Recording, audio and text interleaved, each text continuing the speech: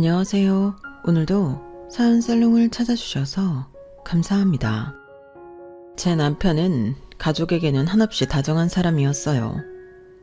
바람을 자주 피우셨던 아버님 때문에 이혼을 하시고는 혼자 갖은 고생을 하며 아들을 키워낸 어머님이 애틋해서였는지 몰라도 가족에 대한 남편의 애정은 각별했어요. 밖에 무슨 일이 있어도 가족을 영순위로 챙기던 모습은 늘 가정적인 남자를 만나길 원했던 제 마음을 사로잡기에 충분했죠. 남편과 처음 만나게 된 건 아는 선배의 소개팅을 통해서였어요. 성실하고 가정적인 사람이 이상이었던 제게 딱이라며 소개시켜준 사람이었죠.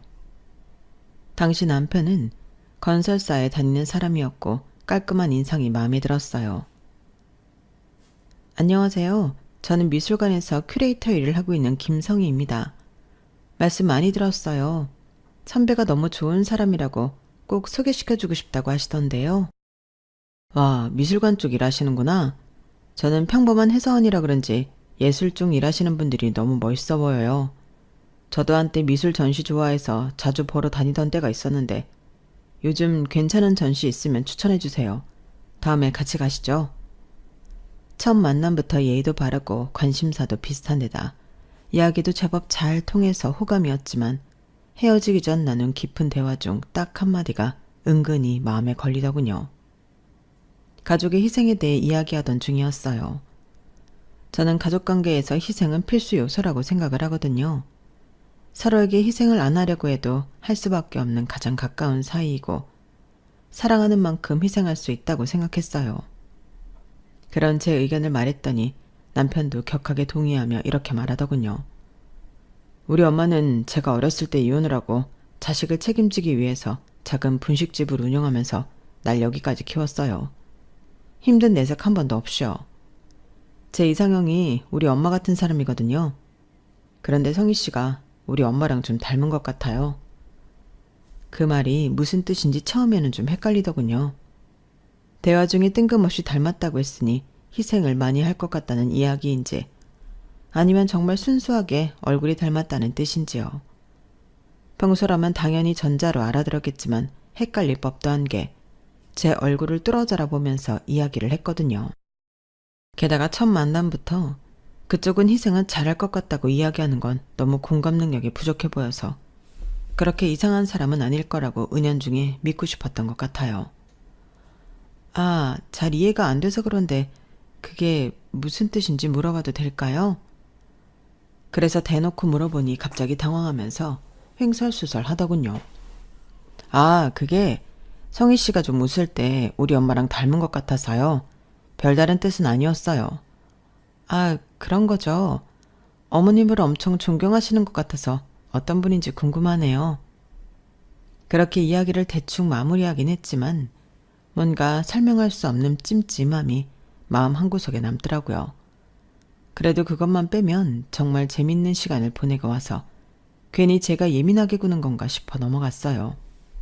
몇 번 더 만나보고 결정해도 될 일이라 생각하니 그렇게 깊게 생각하지 않게 되더라고요. 그런데 남편은 생각보다 제게 생각할 틈을 주지 않았어요. 성희야, 준서가 너 엄청 마음에 들었나 봐. 소개시켜줘서 고맙다고 난리야. 넌 어땠어? 저도 좋았어요. 몇 번 더 만나보고 싶긴 해요. 그렇게 두 번째 약속이 속전속결로 잡혔고 남편은 그날 제 연락처를 받아갔어요. 앞으로 자주 연락해도 될까요? 제가 이상형이라는 말이 진짜였는지 남편은 연락처를 받아간 두 번째 데이트서부터는 적극적으로 나왔어요. 누가 저한테 이렇게 좋다고 적극적으로 대시하는 게 자주 있던 일은 아니어서 당황스러우면서도 사랑받는 기분이 들어 내심 좋더라고요. 저도 그만큼의 감정이 들었냐고 하면 쉽사리 대답할 수는 없지만 남편이 지치지 않는 구애에 저도 결국은 얼마 가지 않아 좋은 감정이 생겼어요. 연애를 시작한 후에도 남편은 정말 저에게 충실한 사람이었어요. 아무리 피곤한 일이 있어도 제가 필요하다고 하면 한 걸음에 달려와주고 어떤 바쁜 일이 있어도 제가 1순위인 사람이었죠. 그동안 만나봤던 어떤 사람보다 제게 안정감을 주는 사람이었어요. 그러다 보니 이런 남자랑 결혼하면 정말 행복하겠다는 생각이 들었어요. 연애한 지 1년이 좀 넘었을 때 부모님께 남편을 소개했어요. 아우, 요즘 저런 남자들이 잘 없는데 예의도 바르고 너무 싹싹하다. 이야기하는 거 들어보니 책임감도 강하고 성실한 스타일 같구나. 아빠도 마음에 든다. 네가 결혼을 생각한다면 저런 사람이랑 하면 좋겠다는 생각이 드네. 부모님도 마음에 들어 하시니 더 안심이 됐고 그 만남 이후로 자연스럽게 결혼 이야기가 오가게 됐어요. 양가 부모님의 적극적인 찬성하에 추진력을 얻어 빠르게 결혼이 성사가 되었어요. 시댁이라고 해도 시어머니밖에 안 계셨고 어머님도 제게 호의적이셔서 시댁에 가는 게 어렵거나 불편하지 않더라고요. 처음엔 누구나 다 부러워하는 결혼 생활이었어요. 솔직히 말하면 네 남편 결혼 전에 너무 지극정성이라서 오히려 결혼하면 돌변할 줄 알았는데 전혀 그렇지도 않네. 내가 약간 오해하고 있었나 봐. 정말 좋은 사람 같아. 그러니까. 그리고 솔직히 이런 말하면 좀 그렇지만 시댁 식구가 적은 것도 좀 부럽긴 하다. 우린 시댁에 남편 형제도 많고 친척들까지 다 같이 만나서 명절만 되면 엄청나게 피곤하거든. 어머니만 계시면 어머님하고만 잘 지내면 되니까. 그러게 얘네 어머님도 얘한테 엄청 잘해주잖아. 홀어머니라서 아들한테 집착할 줄 알았는데 딱히 그런 것도 없고 네가 결혼복은 있나 보다. 주변 친구들 말대로 결혼 후에도 제 행복에는 흔들림이 없었어요. 남편은 여전히 가정에 충실했고 어머님은 흔히 말하는 고부 갈등과는 거리가 먼 분이었어요. 나 때야 며느리들이 시댁에서 시녀 취급 당했지만 요즘은 그러면 안 된다고 하더라. 시대에 맞춰가야 며느리한테 대접받지. 그렇게 남편과 시어머니의 배려를 받으며 안정적인 가정을 꾸려가기 시작했죠. 그 행복이 영원할 줄만 알았는데 시간은 결국 야금야금 많은 걸 바꿔놓더라고요. 그 사이에 저희 부부 사이에 아들이 하나 생겼고 아들 키우며 행복한 시간을 보내고 있던 어느 날이었어요. 여보, 큰일 났어. 우리 엄마가 왜 그래? 무슨 일이야? 어머님한테 무슨 일 생겼어? 진정하고 말해봐. 시장에 가다가 길에서 미끄러져서 머리를 크게 다친 모양이야. 다행히 근처에 있던 사람이 신고해줘서 병원 가는 중이라고는 하는데 어떡하지? 내가 바로 못 가는데? 남편은 그때 지방 출장 중이라 바로 출발해도 한참 늦게 도착할 상황이었어요.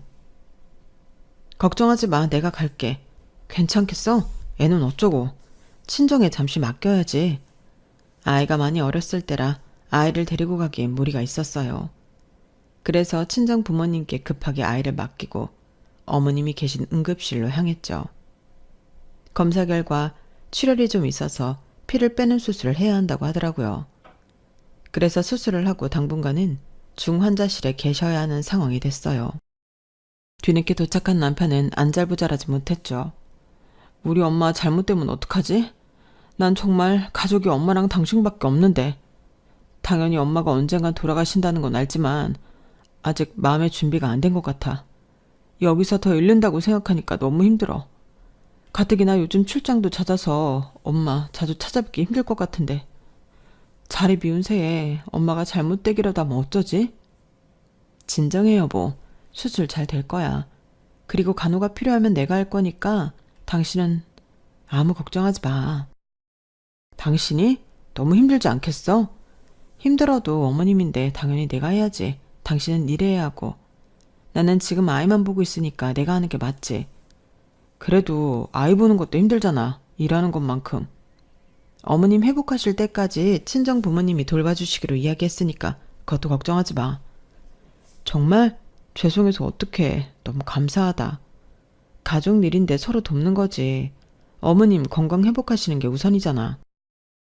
정말 고마워 여보. 장인 장모님께도 얼른 연락드려야겠다. 그때부터 시작됐던 것 같아요. 결혼은 현실이라는 사실이 피부로 와닿기 시작했던 게요. 어머님이 연세가 있으시니 회복이 더뎌서 병관하는 기간이 생각보다 길어지더라고요. 6주 정도 열심히 어머님을 간호하러 다녔는데 호전되는 모습을 보며 이제는 퇴원하면 되지 않을까 싶을 때쯤 의사로부터 청천벽력 같은 소식을 들었죠. 장기간 누워있는 바람에 합병증으로 폐렴이 생기셨다는 이야기를요. 이어서 폐렴을 치료하느라 또 많은 시간을 써야 했어요. 당신이 이렇게 고생해줬는데 어떡하지? 엄마가 또 아프셔서. 내가 정말 당신 볼 면목이 없다. 나는 괜찮아. 나보단 어머님이 고생이시지. 하지만 어머님의 폐렴 증세는 시간이 갈수록 악화되었어요. 그러다 하루는 어머님 컨디션이 평소보다 괜찮은 날이 있었어요. 입원한 후로 말수가 급격히 줄어드셨던 어머님께서 그날은 저한테 넌지시 말씀하시더라고요. 아무래도 살 날이 얼마 안 남은 것 같은데 죽기 전에 바다 한번 꼭 보고 싶구나. 내 부탁을 들어줄 수 있겠니? 폐렴 환자는 이동할 때 산소통을 챙겨야 해서 결코 쉬운 일은 아니었지만 제가 생각하기에도 어머님께서 얼마 못 버티실 것 같다는 생각이 들었어요. 어머님, 지금 장시간 외출은 어머님 몸에 무리가 많이 가실 거예요. 저는 솔직히 말하면 반대예요. 그래도 보고 싶으세요? 어차피 죽을 거면 죽기 전에 예쁜 풍경이라도 한번 보고 죽고 싶구나. 병원에만 갇혀 있었더니 살아있어도 사는 것 같지가 않아서 그래. 아들한텐 비밀로 해주겠니? 어머님이 하시는 말뜻을 너무나 알 것 같아서 차마 더는 말리지 못하겠더라고요. 그렇게 저 역시 큰 결심을 하고 휠체어까지 대여해서 어머님을 차에 모시고 가장 가까운 바다로 다녀왔어요. 어머님, 사진 찍어드릴게요. 웃어보세요. 바다에 도착해 어머님을 휠체어에 태우고 해변 앞 포장도로를 쭉 걸었어요. 예쁘게 웃으시는 사진도 찍어드렸고요. 어머님 부탁 때문에 남편에게는 다녀와서야 이야기를 했죠. 이제 말해서 미안. 당신한테 말하면 당신이 반대할 거 알아서 그러셨는지 다녀오기 전까지는 비밀로 해달라고 하시더라고. 남편에게 사진을 보여주며 이야기를 전하니 남편은 갑자기 눈물을 터뜨리더라고요. 여보, 정말 고마워. 어떻게 이 은혜를 갚아야 할지. 나라면 절대 못 갔을 거야. 그런데 이렇게 엄마 웃는 모습을 보니까 다녀오는 게 맞았다는 생각이 드네. 그동안 얼마나 답답하셨을지. 이런 얼굴 정말 오랜만에 보는 것 같아. 많이 좋으셨나 보다. 힘들었을 텐데 고생 많았어. 남편은 그날 저를 껴안고 몇 번이나 고맙다고 하다가 겨우 잠에 들었어요. 아픈 분을 모시고 혼자서 짐을 이고 지고 먼 거리를 운전까지 하고 다녀오느라 온몸이 쑤시고 피곤했지만 가족 모두에게 좋은 일을 한 것 같아 마음만은 뿌듯하더라고요. 어머님께서는 돌아가기 전 마지막 나눴던 대화에서도 그날 일에 대한 고마움을 표시하셨어요. 네 덕분에 그래도 큰 미련 없이 떠날 수 있을 것 같다. 정말 고맙다. 그런 말씀 마세요, 어머님. 열심히 치료받고 건강해지셔야죠. 하지만 그렇게 행복한 소풍을 다녀온 뒤로부터 2달 뒤 어머님은 세상을 떠나셨어요. 당신 만나기 전까진 엄마가 내가 살아가는 이유였는데 엄마가 돌아가시니 정말 기분이 이상하네. 그래도 내 곁에 당신이 있어서 다행이야. 어머님이 돌아가시고 많이 적적해하는 남편을 옆에서 많이 위로해주면서 부부 사이는 설명할 수 없는 돈독함이 생긴 것 같았어요. 남편은 우리 가족을 먹여 살리겠다며 더 악착같이 일을 하기 시작했고 애가 어느 정도 큰 후부터는 저도 복직을 하려고 했어요. 여보, 그래도 아직 애한테는 엄마가 필요할 것 같은데 꼭 복직을 해야 돼?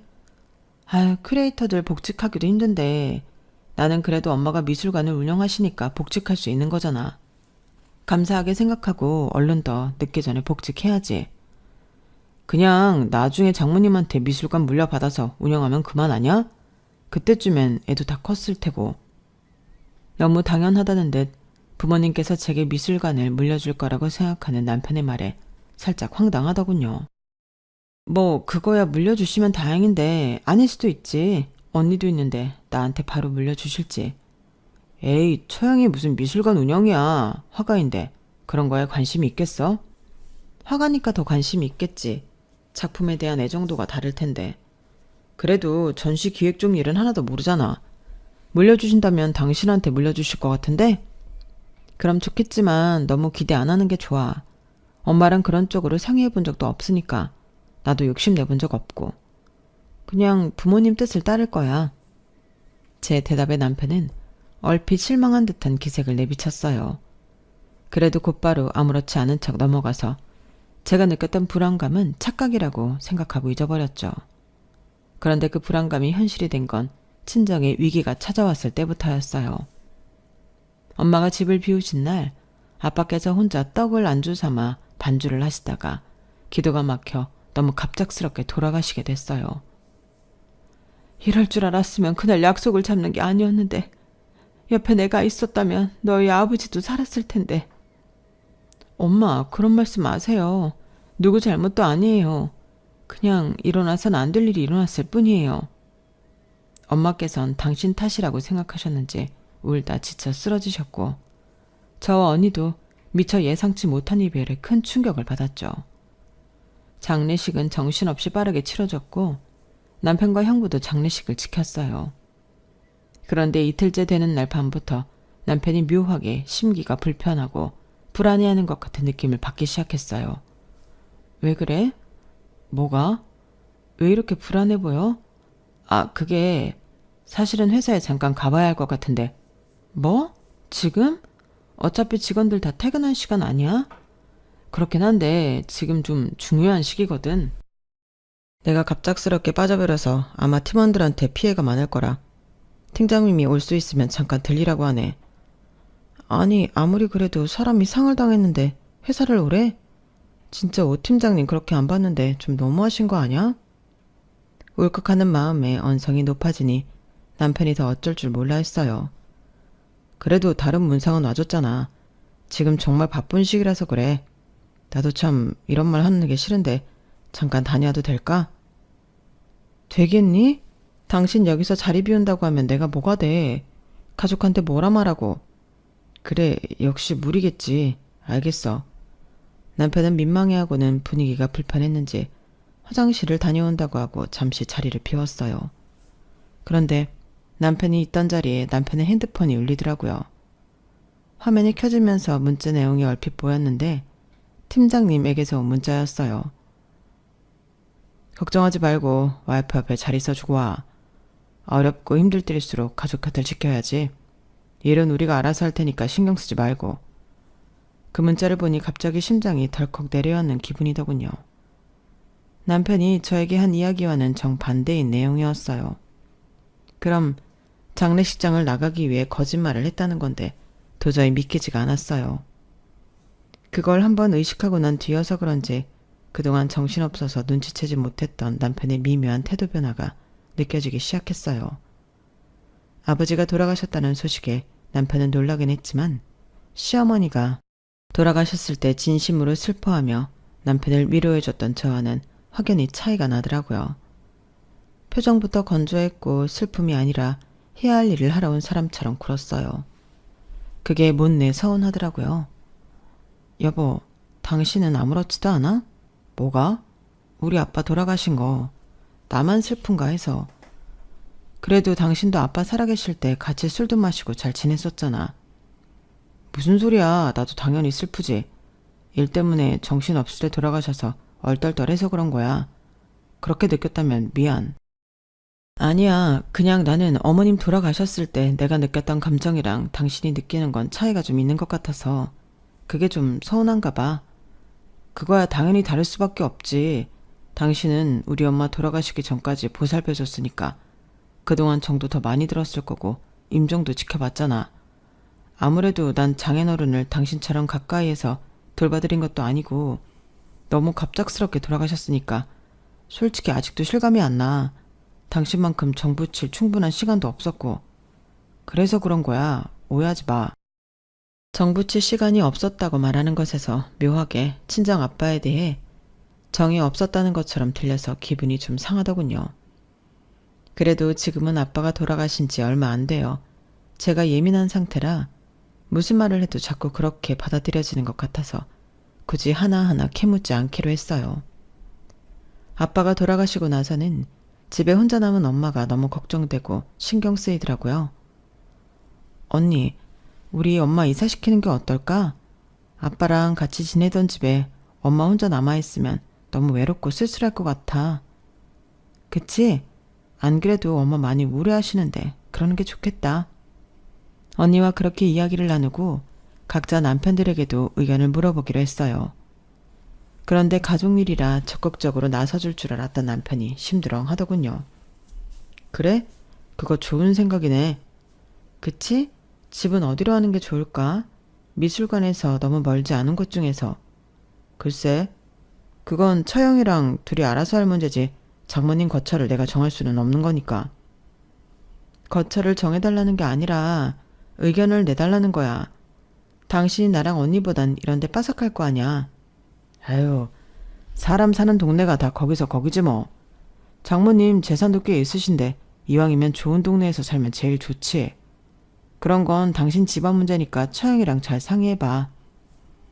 남편은 묘하게 친정아빠가 돌아가시고 난 후 친정 재산에 대해 자꾸만 언급을 하더라고요. 그러고는 제가 조금만 예민하게 반응하려고 하면 바로 꼬리를 싹 자르고 단순히 궁금해서 그런다는 식으로 내빼더군요. 처음에는 저도 그런 남편의 유연한 태도에 몇 번 넘어갔지만 이런 일이 몇 번 반복되니 절대 단순 궁금증이 아니겠다는 생각이 들기 시작했어요. 남편이 방관적인 태도로 있자 형부가 나서서 많은 도움을 줬어요.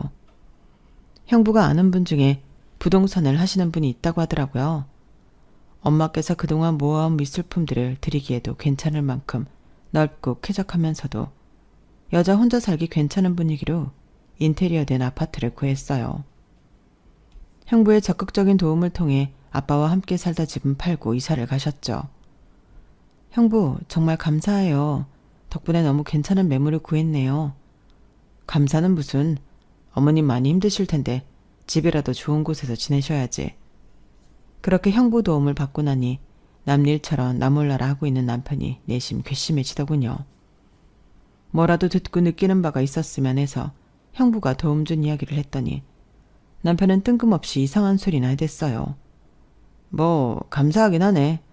근데 장례식에서부터 느꼈는데 형님은 좀 경계하는 편이 좋을 것 같아. 그게 무슨 소리야. 장례식 때도 3일 밤낮으로 상주 노릇 꼬박 열심히 해준 사람한테. 그거야 당연히 했어야 할 일이고 그런 것보다 약간 장인어른 돌아가시고서부터 형님이 더 적극적으로 집안일에 나서는 것 같다는 생각 안 들어? 그게 왜 그런 것 같아? 확실히 남편 말대로 그 전에는 좀 소극적으로 집안일에 참여했던 형부가 최근 들어 아빠가 돌아가시고 나서는 집안일에 적극적으로 나서서 도움을 주시기는 했어요. 하지만 제 눈에 그건 슬픔에서 헤어나오지 못하는 언니에게 든든한 버팀목이 되어주기 위해 노력하는 걸로만 보였어요. 그 모습이 정말 가정적이고 이상적인 가장의 모습처럼 느껴져서 조금 부럽기도 했고요. 그런데 남편이 그 모습에 의문을 품었다고 하니 좀 당황스럽더라고요. 왜 그런 건데? 언니가 힘들어서 그런 거 아니야? 그렇게 보일 순 있겠지만 그건 좋게 봤을 테고 솔직히 말하면 내 눈에는 형님이 본격적으로 장모님 돌아가실 때를 대비해서 장모님 헌심을 미리 사두려는 것 같아. 뭐라고? 당신은 호의를 베풀어준 사람한테 무슨 그런 의심을 해. 엄마는 집 알아보는데 형부가 그렇게 많이 도와준 것도 몰라. 그래? 지금은 몰라도 나중에 처형에 다 이야기하겠지 뭐. 그리고 난 형님 나쁘게 보려는 게 아니라 그냥 눈에 보이는 대로 이야기하는 것뿐이야.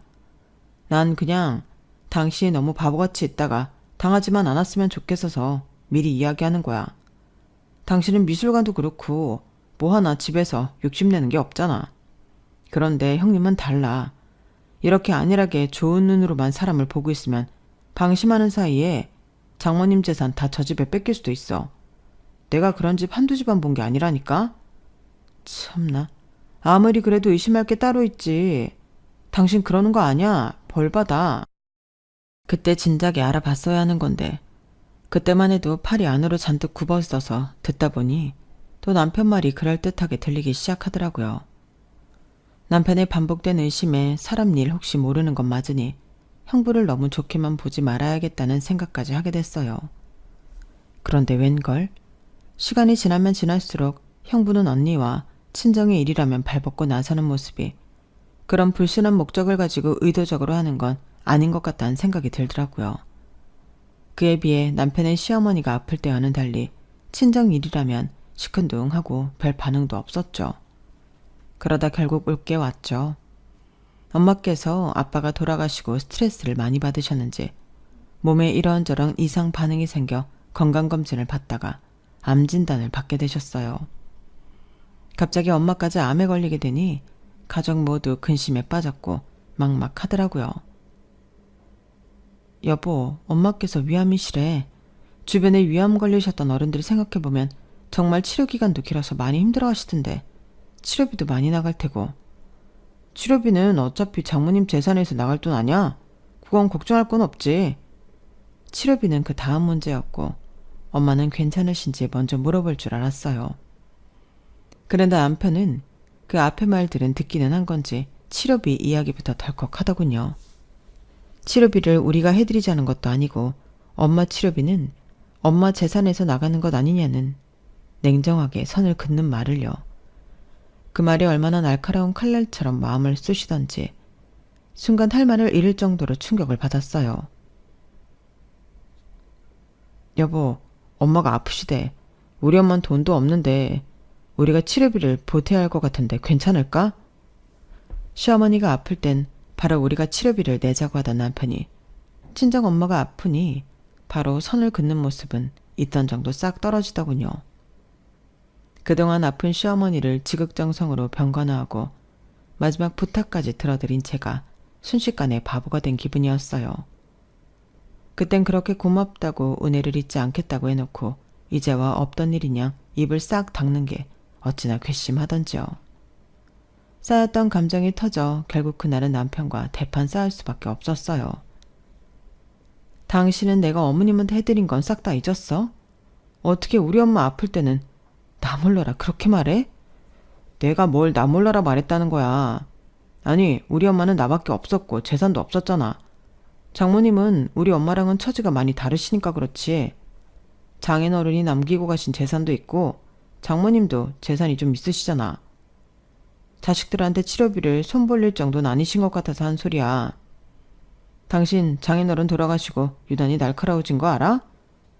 남편의 그 말에 참았던 감정이 폭발했고 결국 그날은 남편과 따로 잘 정도로 심하게 싸웠어요. 그래도 늘 따뜻했던 사람이라 다음 날은 사과할 줄 알았는데 그 다음 날도 남편은 본인 잘못한 거 하나도 없다는 듯 반응하더군요. 그렇게 또 터진 감정에 아물지 못한 채로 시간이 흘렀어요. 엄마가 다니실 병원은 저희 집에서 가까운 대학병원으로 정했어요. 친정엄마나 언니 집에서는 가까운 대학병원이 없었고 저희 집 근처면 엄마께서 좀 쉬시다 가실 수도 있고 제가 자주 같이 가드릴 수 있으니 좋겠다고 판단을 했죠. 엄마께서 하루는 통원 치료를 받고 유난히 힘들어 하시더라고요. 엄마, 우리 집에서 쉬고 한숨 주무시고 가세요. 아유, 그래도 되겠니? 매번 와주는 것만 해도 수고스러운데 괜히 불편하게. 그래도 이 체력으로 지금 엄마 집까지 어떻게 가요? 거리도 꽤 있는데. 이러려고 이 병원에 다니기로 한 거잖아. 자식 집인데 불편할 게 뭐 있어요. 편하게 하루 있다 천천히 가세요. 그럴까? 아, 딸 다 키워놨다니 참 고맙네. 그렇게 엄마를 집으로 모시고 왔어요. 엄마를 위해 편안한 친구를 깔아드렸고 주무시는 동안 장을 봐와서 건강한 저녁 식사를 준비했어요. 갑작스럽게 주무시고 가게 된 거라 저도 마음이 급하고 바빠서 남편에겐 아무 이야기도 전하지 못한 채였죠. 저녁상이 다 차려졌을 때쯤 엄마께서 깨어나셨고 남편도 퇴근할 시간이 되어 집으로 들어왔어요. 남편은 엄마를 보고 놀라더라고요. 장모님, 오늘 병원 다녀오시는 날 아니세요? 웬일로 집에를 다 오셨어요?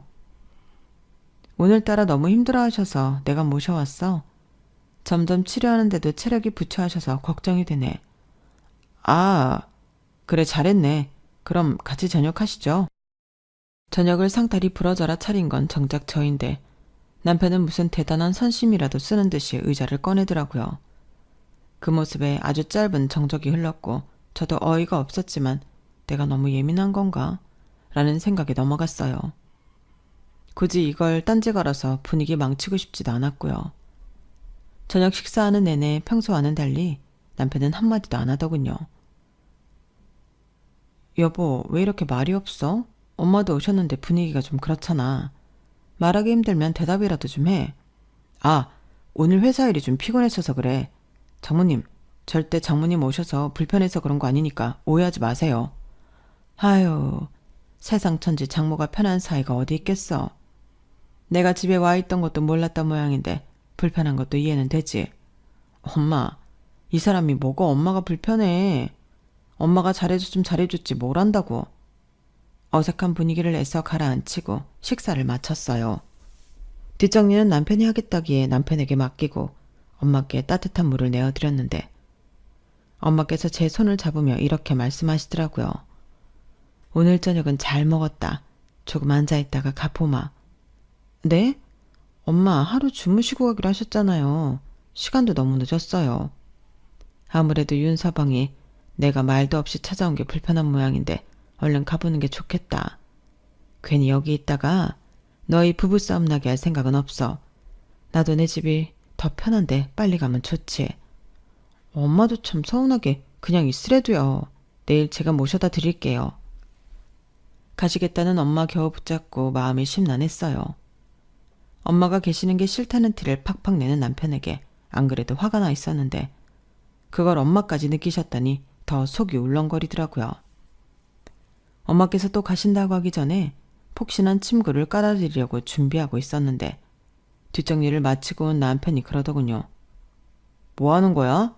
장모님 설마 내일 가시는 거 아니지? 엄마께도 다 들릴 목소리로 묻는데 순간 뒷골이 확 땡기더라고요. 당신 진짜 장난해? 내가 어머님한테 어떻게 했는지 새까맣게 잊은 거야? 어떻게 자기 부모는 그렇게 소중하고 내 부모 아플 때는 나 몰라라 할 수가 있어? 장모님 잘 나가실 때야 좋았지. 근데 딱 보니까 미술관이니 재산이니 다 처형내 줄 것 같은데 내가 어떻게 더 애정을 쏟아. 당신이 이렇게 지극정성 떨어봤자 장모님이 미술관 당신한테 넘겨줄 것 같아? 당신도 이쯤에서 그만둬. 뭐라고? 당신 어머님은 뭐 우리한테 물려줄 재산이 있어서 내가 그렇게 지극정성으로 보살폈어? 우리 엄마는 우리한테 사랑을 주셨지. 당신한테도 얼마나 잘했어. 그거랑 비교를 하면 되겠어? 뭐라고? 우리 엄마는 사랑을 안 줬어? 일 욕심 있으셔서 가족 보살핀 기억은 없는 걸로 아는데? 니네 엄마 아플 때 우리 엄마가 우리 애 봐준 건 기억도 안 나? 일하면서 애 보는 게 얼마나 힘든데 그건 다 까먹었어? 아, 그 얘기가 왜 나와? 그건 그거고. 기가 막혀서 더 이상은 말도 안 나오더군요. 더 이상 말이 안 나와서 남편 회사 가방을 집 밖으로 내던져 버렸어요.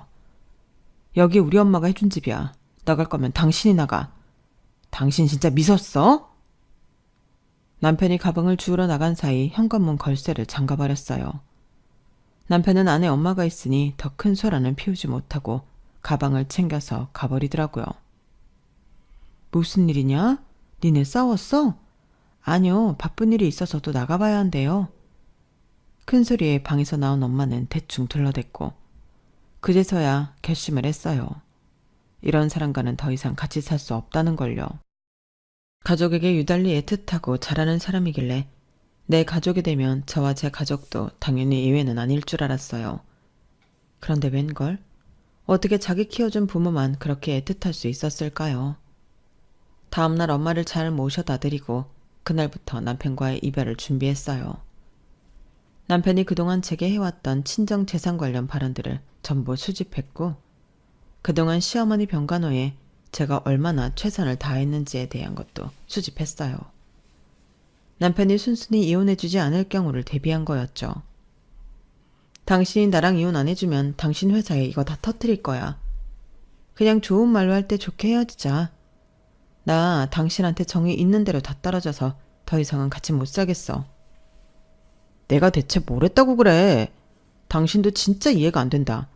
누울 자리 봐가면서 잘해야지. 그러니까 당신은 당신 엄마한테 누울 자리 봐가면서 잘한 거냐고.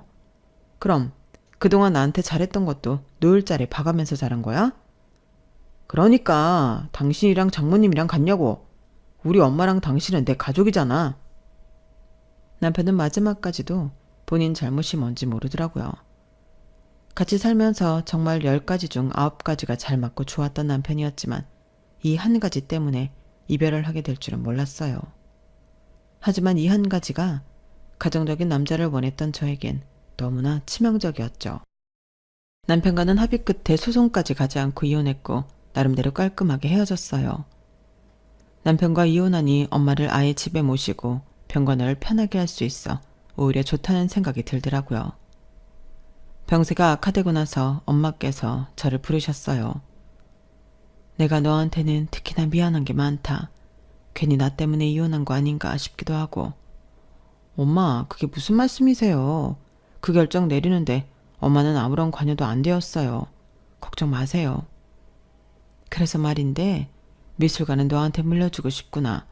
네? 그러실 필요 없어요, 엄마. 언니한테 물려주고 싶으시면 그러셔도 돼요. 너희 언니는 미술관 운영에는 관심이 없어.